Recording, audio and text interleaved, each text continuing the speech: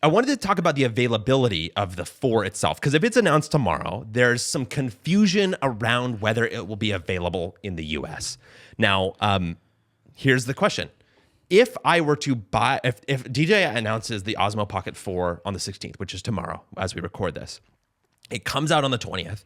Can I buy one in the United States? Because guess what? Back in the day, in December of 2025, there was a DJI ban that kind of came across the FCC.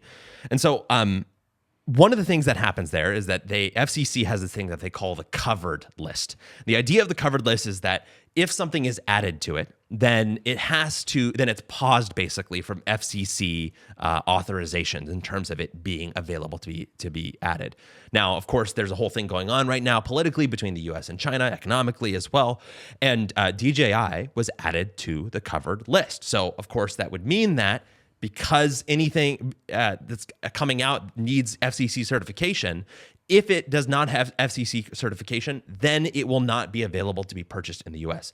So that boils down to this very simple question, if that's all gobbledygook for you. Is the Osmo Pocket 4 on the covered list? And secondarily, did it already have certification beforehand? So, is it banned or is it not? Is it banned or is it not? Well, here's the first answer to the first question. DJI is on the covered list. So that means that DJI in general cannot get any more authorizations going forward in terms of new products that they're releasing. So what about the Osmo Pocket 4 that comes out tomorrow? Well, fortunately for all of us who are excited about the DJI Osmo Pocket 4, it has already secured FCC approval before the December 23rd cutoff that happened last year, which means that the Osmo Pocket 4 that is announced tomorrow will be available in stores in the US starting hopefully around the end of April, as was rumored by Drone XL that we talked about before there. Now, here's the catch. There's a second Osmo that's supposed to come out this year, and there's lots of questions around it, and it does not seem like it's going to be announced tomorrow, and it's called the Osmo Pocket 4 Pro. That's what people are assuming. Now, there's lots of features. We've talked about this in previous episodes if you want to go check them out, but the sort of baseline one that they talk about is that it might have multiple lenses to achieve a zoom effect like the one that you talked about. Zoom effect or real zoom? Well, my guess is a zoom effect. I bet you they'll do kind of like the iPhone with multiple cameras on the back. They'll probably do the same thing on the Pocket. It'll give you optical zoom, but it won't be like your handheld camera that you were showing us before with the actual like optical zoom with a moving lens piece there. Regardless, the Osmo Pocket 4 Pro is not have approval at this point. Oh, snap. So even if the Osmo Pocket 4 is announced tomorrow and is released, then the Osmo Pocket 4 Pro will not come out in the US because it is not approved. Well, then we got to go to Japan this summer. By the way, I bought my first DJI Osmo Pocket in Japan, partly because I was there and it was available, and the exchange rate and no tax. It was just slightly cheaper. And so that was my first one. This is my second one. My first one still works, by the way. It's just like the gimbal is all funky and messed up, but still works. So I would totally, this was funny. The DJI Osmo Pocket 4, generally speaking, I will probably buy just to review it and to be able to speak to it. Totally. And also use it, of course. But I'm more excited about the Pro and what it could mean, because it, like you said, if it's just evolutionary, then it's like whatever. But if it's revolutionary and it's got something crazy going on it, then yeah, that would be awesome. My theory is like it's going to be a way better lens. And if it's a way better lens, one of the reasons why the lens is a big deal on these is because the gimbal has to have a light lens to be able to work. Mm. I've dropped this, I'm not kidding, from like 20 feet and it still worked. Part of it is the lens is not that heavy. The heaviest part of a camera is going to be the lens and the battery. Battery is really not even that significant. So if this was heavier or it had real glass on it, it would break. So so if you guys can see on here, I have this little clip. It's called Fly Mile. It's a like clip that's magnetic, and it clips to the base of the Osmo. So I don't need this base, and it just gives me a little thing. But it's magnetic. So I put it onto the playground to film my girls playing on the top of the slide while I'm running around the park just for like a B-roll shot. Fell off the top because no. they were like vibrating the playground, and it fell. I was like, oh, I heard it go bing. It hit one of the bars and then it fell on the ground, and it works fine. That's actually shocking because a lot of people do report the fact that they're afraid of the durability of the Osmo Pocket 3. It comes with so these come with a cover that you're supposed to put it into. I never use that. I put it into a fanny pack that's like getting jostled around. Sometimes I'm running. Usually I'll hold on to the fanny pack. Sometimes I don't, and it's worked fine. I'm telling you, this is one of the most durable cameras I've ever used. And it's not even an action camera like a GoPro. To be frank, the GoPros suck compared to this. Now, GoPro is for a specific use. For action cameras, it's amazing. But what's funny is it's not practical because people aren't doing action stuff all day. Yeah. Even the people that are in action sports like dirt biking or, like in the water or parachuting, whatever, like how often are they really doing it? And so they often want to use it afterwards. Well, the GoPro, you can use it as a vlog. They've not got the vlog version of it, but this all around is the best. I wouldn't use it if I was like dirt biking. I wouldn't like put it on like a thing or whatever. I would use a GoPro in that case, but the GoPro is like an accessory to your content creation. This is like my go-to number one now. I'm curious, in terms of your purchase plans, knowing that it's possible we won't get the Pocket 4 Pro. I know that you're holding out for it a little bit.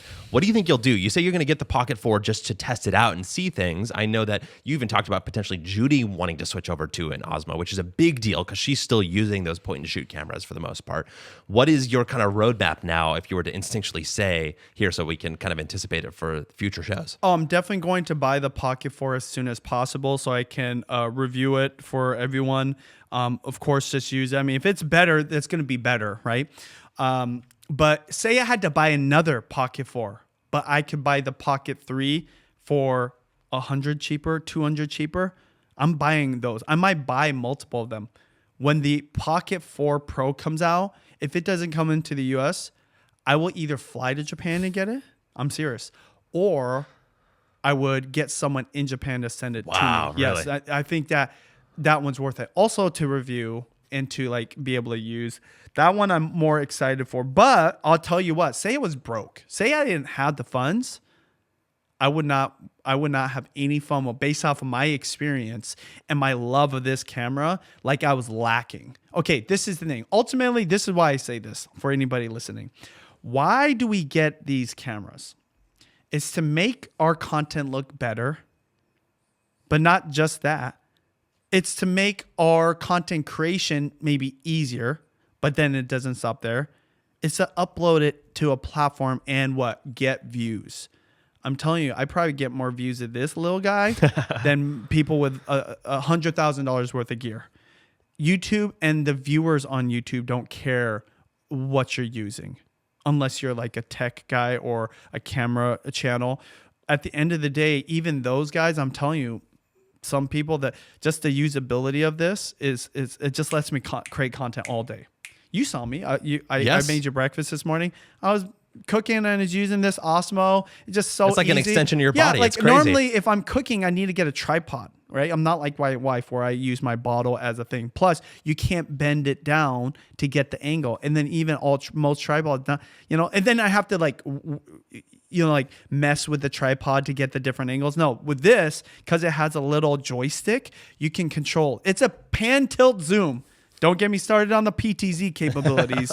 It's funny because it is literally the all-in-one content creator device, hands down. And that's the old. The new, yes, better. But this one supposedly is old. I'm telling you, you don't need anything more than this if you're creating content for social media or YouTube and you want to get views on your videos. This will do it. But hence why you're also very excited about the Pro, because if it is that big of an upgrade, you never know. I mean, it could be something that even takes you further. I'm somehow. more excited because other people get hyped up and want to know more about it. And I want to be the person to be able to tell you, Totally hey, is fair. it worth buying or not? Well, someone who uses it every single day for multiple vlogs. And I don't know if it is until I actually do it. Totally fair.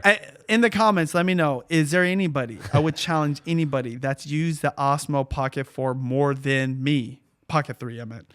Because I've vlogged over probably almost 400 times with this thing. That's 400 proper episodes uploaded to YouTube. I think minimum, honestly, 400. Hundreds. Just some real-time follow-up from some people in the chat. Dagger4 Trey in the comments says, my only concern with the Pocket 3 is durability. I still treat mine like a baby. We just discussed that. Noochly actually brings that up. Thanks, Nooch, for commenting. Says that the magnet flip screen he's concerned about in terms of its durability as well. You haven't had any issues with that, right? That's Noochly? Yeah, that's Noochly. He also has the Muse, which has a crappy screen. So, bro, the DJI too, bro. Look it up. Benji hasn't had any issues. So I've never had issues. Okay, I'm telling you, and I like abuse this camera. Matthew Pate, do you know Matthew Pate and Pate official? Maybe, yeah. In the comments says, I think 4 will be available, but possibly not the 4 Pro, which is what we said here. 4 was already approved, if I'm not mistaken. Also brings up Insta360. Insta360 Luna should give us the zoom. Not sure about 10-bit color. And then he also says that he loves the Nano and Pocket 3.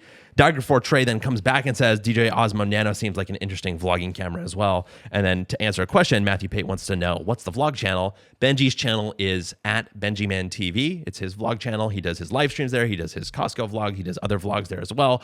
But the other vlog channel of Judy's, the family vlog channel is It's Judy's Life. So check those two out and see what Benji's footage looks like in his vlogs. You talked about the BTZ. And it's great timing because we love the Osmo, not just for vlogging, but to use it for live streams. In fact, we just posted a video about this, about our behind the scenes, about how you use it in your cooking live streams. And that's because we are very fortunate to be sponsored by eCam, your Max Creative Studio. And everything in that video that we created was powered by eCam.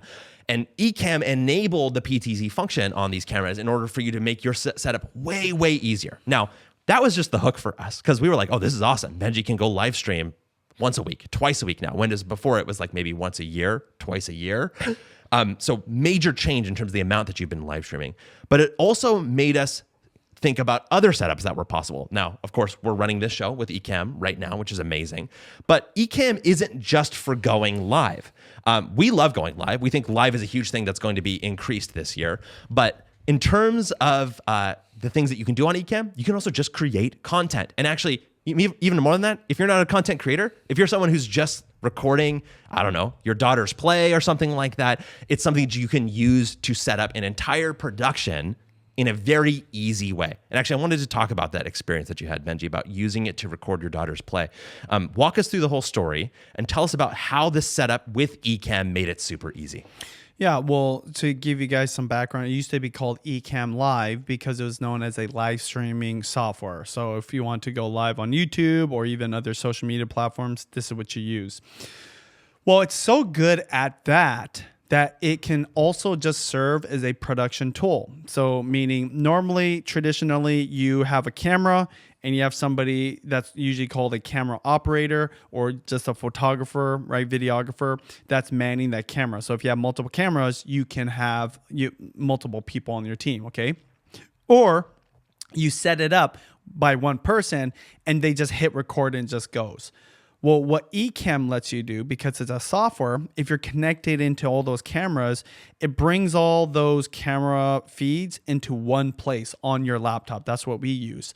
And so if you're doing a live stream, you can choose different angles. Well, the thing is this, you don't have to actually be live streaming. So if you just want to record, for example, Noochly, who's running this live stream, he can run a production the same way he runs a live stream without actually streaming it live to any platforms, and he's just recording it on the central device versus recording it onto each SD card, then putting it into your computer, archiving it into your hard drive, putting it in the timeline. So he's real-time cutting. So a play, for example, he has all the cameras. In that case, he had 3 different angles, a close-up, a mid, and a wide. And the director, so he was working with somebody that was doing this. He's an editor, right? He's cutting from different scenes for different parts. And then by the end of the play, literally it was done. And that is the power of having I don't know what you would call eCam in that case. It's just a production software as well as a live stream software so that you can control it. And as if that wasn't enough, eCam lets you connect into cameras like the DJI Osmo Pocket 3 and control the pan, tilt, zoom, meaning the head of this camera can move to different angles and zoom. You can do it through the eCam software. So you don't even have to be touching it, and he can zoom in. So it's all centrally located in that case, and you don't even need a camera operator if you don't want to use one in that scenario, right? Like that is the beauty, is he's able to change those things live, basically. And then think about, you guys forgot to mention the ISO recordings. yeah, That's and a the great point. ISO. So okay, real quick, what ISO recording means for those of you like me that not a video, like editor or production person. As he's live cutting it inside eCam to have like a real-time edited piece of content, it also is recording that angle in its entirety as a single file. So when it's done, you have the live cut, then you have 3 different angles from the 3 different cameras. So if later you want to edit, but the thing that makes this great, if you do it right and you have a good production person like a Nucci or director, you don't have to post edit it. It's already edited. So like a play, for example, I'm not downplaying the importance of this play. In fact, it did get edited. But the point is, at the end of the play, there was an edited version that actually our family watched and we loved it. We just got done watching this 2-hour play and we watched almost the entirety because it was edited with eCam in real time with the different angles. And then it gets kind of crazy what's possible. And then remember, if that's live streaming on top of it, you can also be live streaming to these platforms. You have the edited version. You have the ISO recordings at each different angle. So the possibilities are not necessarily endless, but there's just way more options.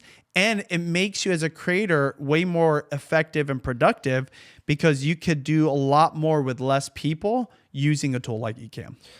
You're making my heart sing, and really that's just the very beginning. You should continue to watch our show or watch some of our past shows where we talk about it. You can watch our behind the scenes video where we talk about Benji's actual live streaming setup, or you can see how it works for yourself by starting a free trial at the link in the show notes and use code BenjiTV15 for 15% off your first bill. Again, Doc Rock, eCam employee, friend of the show, pointing this out. If you buy the yearly subscription, you can get 15% off your entire first year by using that code BenjiTV15 for 15% off your first bill. Of course, you can try it out beforehand as well at that link in the show notes. Thank you so much to eCam for creating such an incredible tool and for sponsoring our show.